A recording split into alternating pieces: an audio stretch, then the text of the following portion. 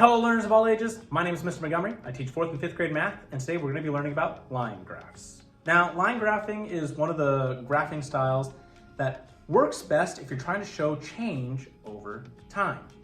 So if I take a look at my line graph here, I see that I have museum yearly attendance. I know that there's a glare, I ran out of space, but museum yearly attendance.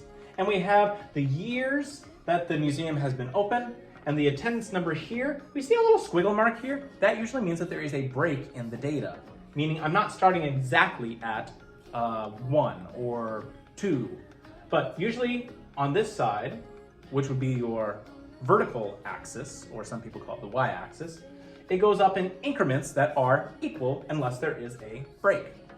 Same thing with your bottom axis or horizontal axis, or some people call it the x-axis. It goes in increments that are equal. So I go up by 1 year every single line, and in this line, I'm going up by 10,000 people every single line. Now, how would you read a line graph?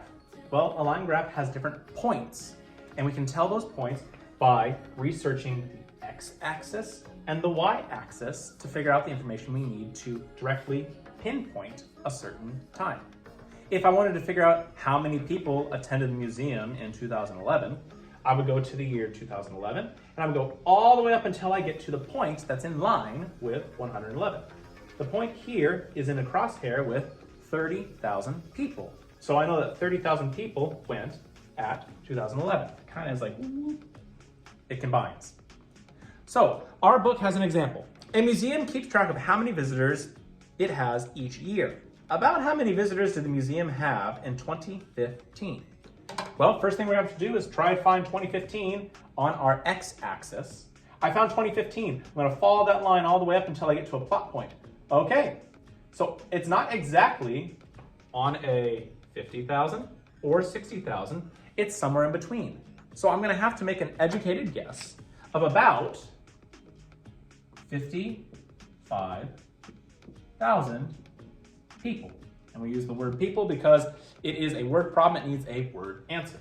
So 55,000 people, or about 55,000 people, visited the museum in the year 2015. All right, my 4th grade friends, if you take a look at page 247, we're going to be doing practice problems number 1, 2, and 6. Now, 1, you're trying to find how many people visited the museum in 2010. I know that you guys can do that. Number 2, how many more visitors were in 2016 than 2014?